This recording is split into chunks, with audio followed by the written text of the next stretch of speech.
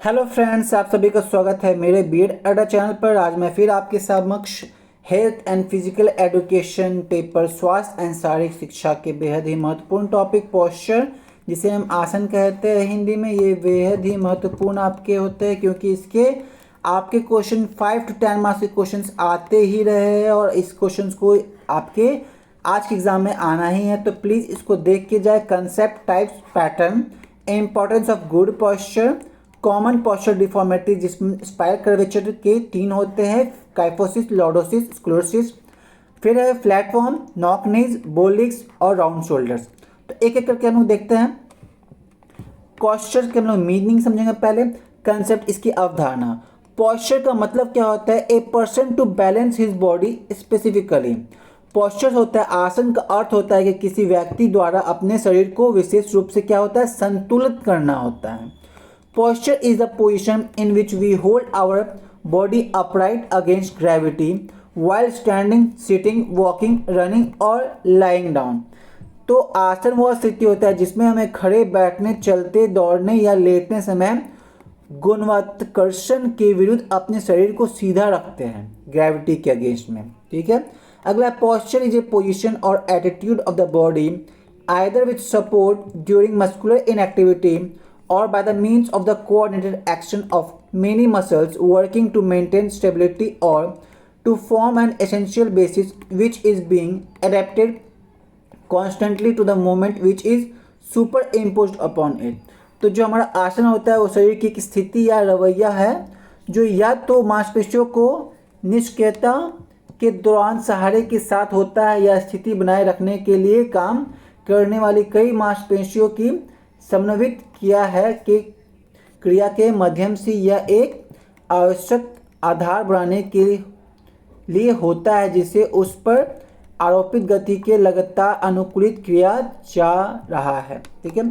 अगला है, proper posture is that in which man does not feel any effort in balancing his body weight और both the feet with the equilibrium. तो जो आपका उचित आसन होता है ना, उसमें किसी भी प्रकार का मनुष्य का कोई भी भार, अपने शरीर का भार नहीं महसूस होता है, वो संतुलित बना के रहता है। उसी प्रकार किसी को बीमारी हो जाता है, जैसे एलिफेंटेसिस होता है, एक बीमारी है जिसे हाथी पाँव कहते हैं। तो उसमें क्या होता है, आपका पैर जो होता है वो बहुत बड़ा हो जाता है, आपका जो पैर है ना वो बहुत हाथी जैसा हो जाता है। ठीक है। तो इसमें क्या होता है, आपको पैर उठाने में भी आपको महसूस होगा कि आपका पाँव बहुत ज़्यादा भारी हो गया है। ठीक है। तो अगर आपका पोस्चर, अगर आपका जो आसन है ना वो सही रहेगा तो आपको बिल्कुल नहीं महसूस होगा कि आपका जो आसन है वो, आपका शरीर जो है आपको खुद पे बोझ लग रहा हो। अगला, all parts of the body work together without fatigue and any effort but with mutual cooperation.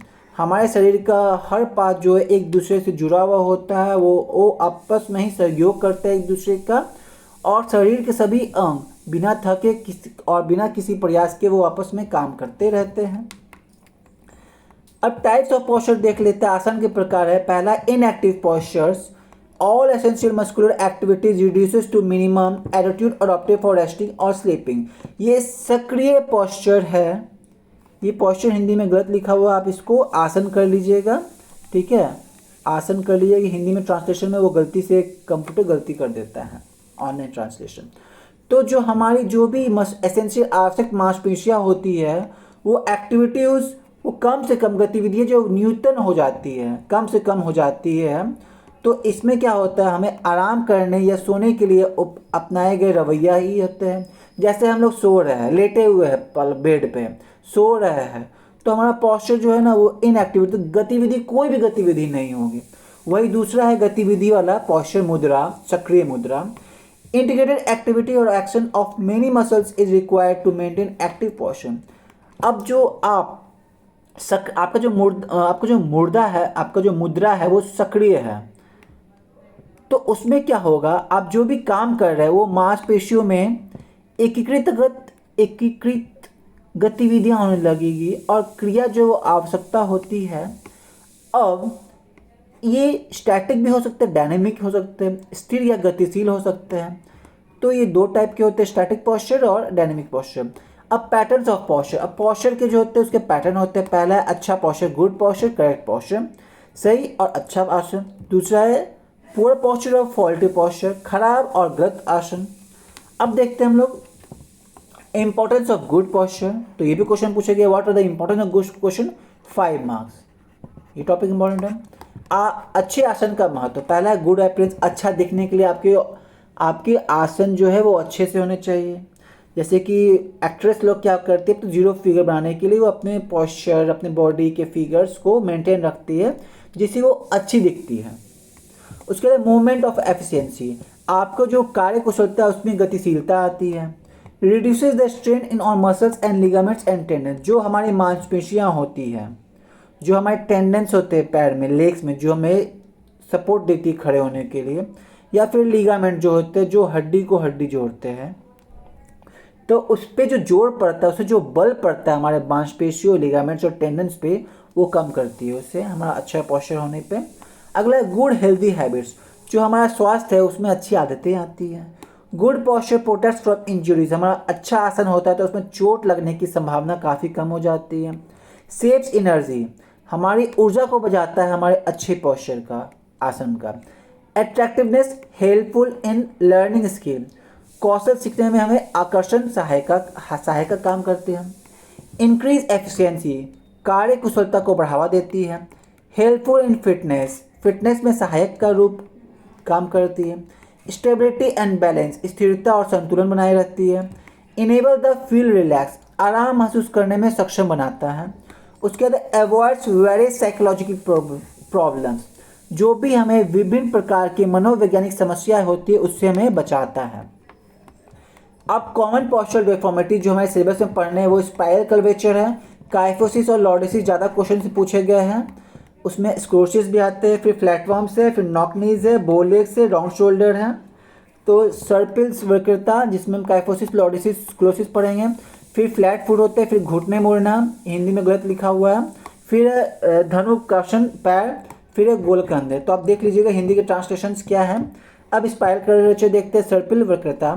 पैर deformity is related to the spine, ये क्या होते हैं, रीढ़ की जो हड्डी होती है टेढ़ी मेढ़ी होती है, सीधी नहीं होती, कोई ऐसे सी शेप होती है, कोई एस शेप होती है, तो वो उसकी क्या है, विकृति है। उसके बाद है cause by carrying excessive weight beyond one's capacity, जैसे ही आप अपने शरीर पे जो अपने शरीर की ताकत के हिसाब से उससे अधिक उचित बल का बोझ आप अपने शरीर पे उठाते हो, उसके कारण आपकी जो कर्वेचर है, आपकी जो रीढ़ की हड्डी है उसमें डिफॉर्मिटीज आती है, वो अलग अलग प्रकार की आधार ले लेती है, आकार ले लेती है। Week muscles cause in the formation of spiral curvature, हमारी जो मांसपेशियां हो जाती है वो कमजोर हो जाती है, जिसके कारण जो हमारा जो कर्वेचर है, हमारी जो सर्पिल वक्रता बन जाती है। अगला है काइफोसिस राउंड अपर बैक, जिसे हम गोल ऊपरी पीठ कहते हैं, काइफोसिस है। इंक्रीज और एक्सलरेशन ऑफ बैकवर्ड और पोस्टीरियर कर्व और डिक्रीज और रिवर्सल ऑफ द फॉरवर्ड, इसमें क्या होता है, पीछे या पीछे की ओर जो विकृता होती है उसमें वृद्धि आने लगती है। अतियोक्ति या आगे की ओर क्या होती है, विकृता में कमी या उल्टाव होने लगता है। उसके बाद है depression of chest is common, जो छाती है उसका अवसाद आ जाता है, ये बहुत ही आम बात होती है इस केस में, काइफोसिस में। द हेड बेंड्स फॉरवर्ड, जो हेड है वो आगे झुक जा, आपका जो शरीर है वो आगे चला जाता है, ऐसे शरीर बोल सकते हैं, ये गला है, ये शरीर है, तो आगे झुक जाती है। शोल्डर बिकम राउंड, जो शोल्डर है हमारा वो गोल हो जाता है, जो कंधा होती है। And back becomes hollow due to it, और इसी के कारण जो हमारा पीठ है जो है वो खोखला होने लगता है।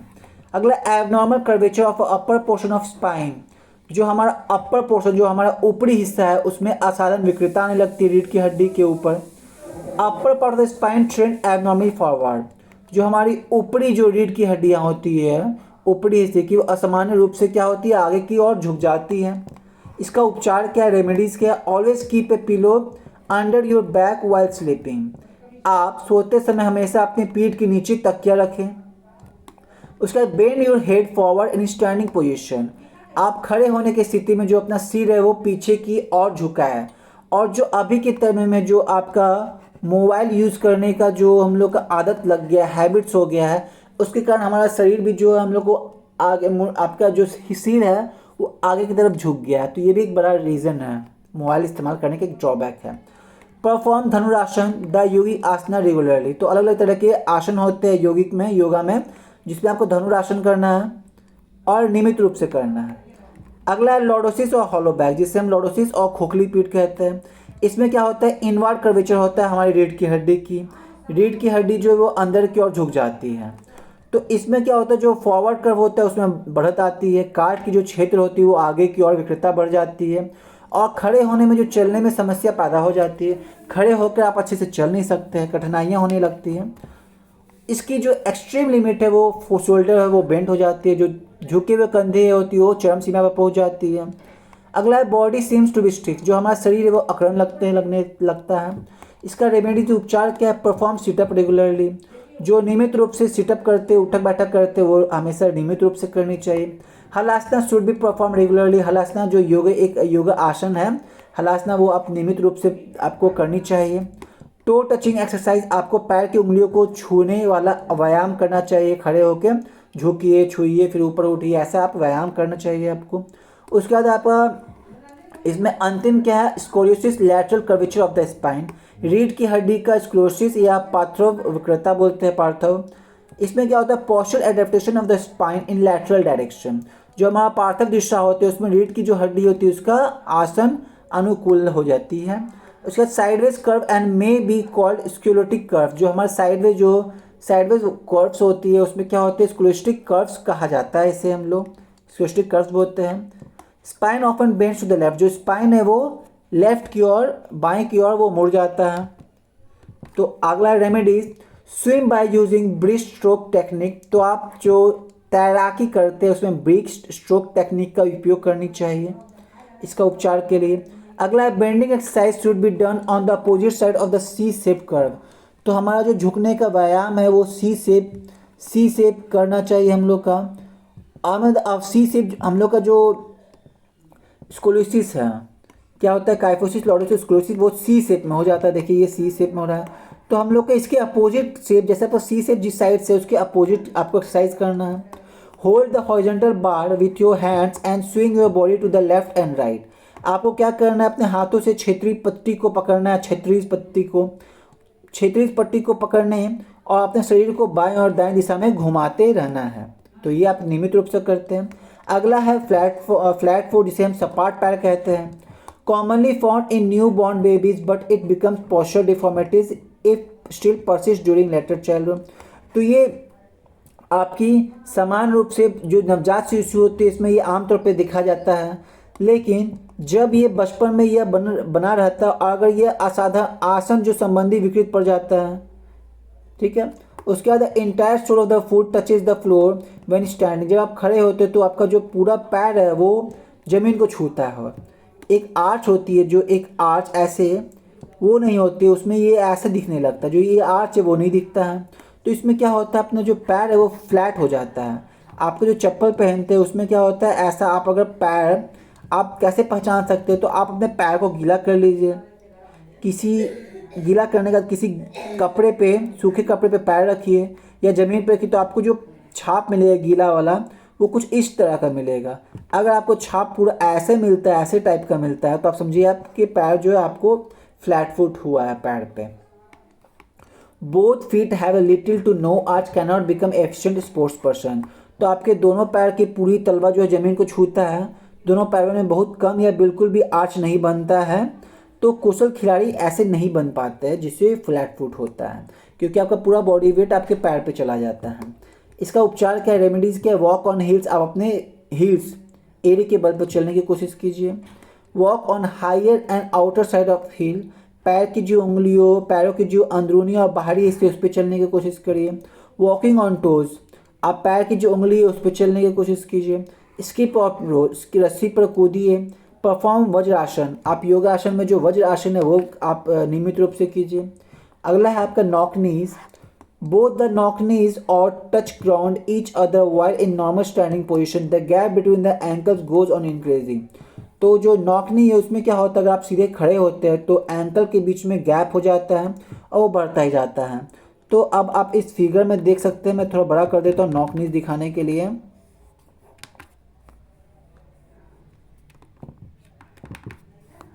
देखिए नॉक नीज, ये 3 तरह के हैं। ये आपके नॉर्मल है, ठीक है। ये आपके क्या है, पहला देखिए, पहला आप देख सकते हैं, 1 मिनट मैं थोड़ा बड़ा करने की कोशिश कर रहा हूँ।